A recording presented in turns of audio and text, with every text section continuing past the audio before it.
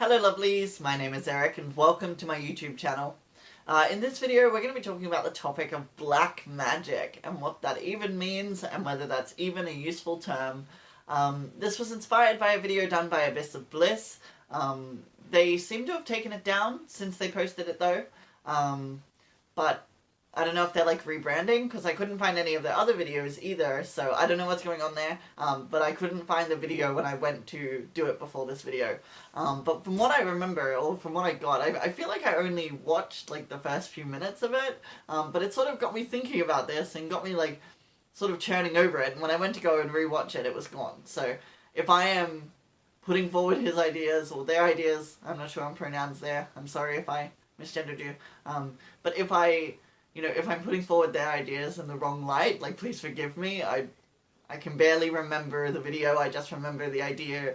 It was called The Black Magic of the Catholic Church. And from what I understand, the baseline of this video was, the Catholic Church is doing black magic because they're using their spirituality to control other people. And I thought this was interesting.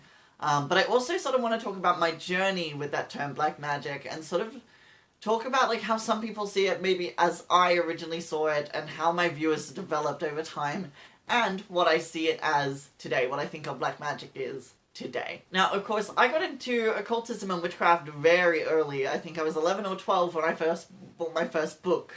It was a bad book, but it was my first book. And black magic was sort of put forward as cursing and all that sort of thing. Like, we did magic to heal and to help, and magic to harm was black magic. You know, white magic good, black magic evil. And so it was very simple. And of course, in my like very naive worldview, it was easy to sort of think of it in that way. But as I sort of grew up and my understanding of the world changed, my understanding of good and evil and things like that shifted and changed as well. Now, of course, as we grow up, you know, we sort of understand that all these things are different shades of grey. Things are not as black and white as we might like them to be. And so, you know, the question of whether casting a curse is okay, it really depends on whether that curse is justified, right? If you have taken someone to court and the courts have failed you, what option do you have but to curse them? And if you were to do that in that situation, I think that would be perfectly justified. Now, of course, this is why we commune with spirits. This is why we practice theurgy, right? Is so that we have guides on our path of magic. And that's why divination is so important as a skill, because it allows you to communicate with these spiritual entities. Now, I think that if you're working with a spirit, you can go to them and say, this is the spell I want to do, and they can tell you, A, if it's justified, but B, if it's like within their area of effect, whether that's even a thing that they can accomplish for you. Because it's very important to have that understanding with a spirit. They may not be the best spirit on your team to help you out with that problem. So divination is always really important before you sort of work a spell and start to make changes to things. And I think that when we're working, you know, magic to harm someone, it's even more important, because you need to speak to your spirits and ensure that this is indeed justified, and that they will actually, or want to help you to obtain justice in that situation. Now, of course, I do not subscribe to ideas of karma, Western karma, right? Or of threefold laws, or things like this. I don't subscribe to those ideas, because I do not think that victim-blaming concepts like that are helpful. I think they are useless and rude and just awful. And so I do not think there's any sort of universal justice system. And if you want justice, you'll have to seek it out yourself. And if what means are available to you fail, then using those sort of extra-dimensional assistants is totally understandable to me.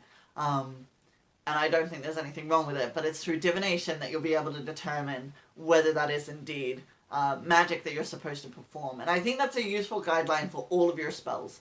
Making sure that you're working with the right spirits, but also that those spirits are able to achieve the thing you're looking to achieve. So I guess, like, my point is, ultimately we can't say that a spell to harm someone is necessarily black magic. It's not evil, it's not bad. And so I think that when we sort of strip that away from the description and we can't use that anymore, we sort of have to find another way to define what is black magic. I think as well, a lot of people define target-specific love magic as being black magic because you're trying to take away someone's free will. And I guess that kind of lines up more with what Abyss of Bliss was saying in their video about sort of like the church controlling people and that being black magic. Which I think is an interesting concept, but I think that ultimately you can't take away someone's free will. I don't believe that. I don't think that you can use magic to control a person in that way. I think that you can ask the universe to help push things in the right way and to open the right doors for you and all those sorts of things. But I don't think that you can turn somebody into a zombie with your magic. That maybe wasn't the best word to use. But anyway, yes, I don't think that, your candle spell is going to turn somebody into a zombie. So I don't think you need to worry about that, and I think if you want to work target-specific love magic, you should feel free to do so, because like I said, I don't subscribe to this idea that, there's some universal justice system, and if you do this spell on them, it's going to affect you in your next life or something. I think those ideas are really silly. You do have to understand, though, that if you do a target-specific love spell and it works, that you may not actually end up happy with that person.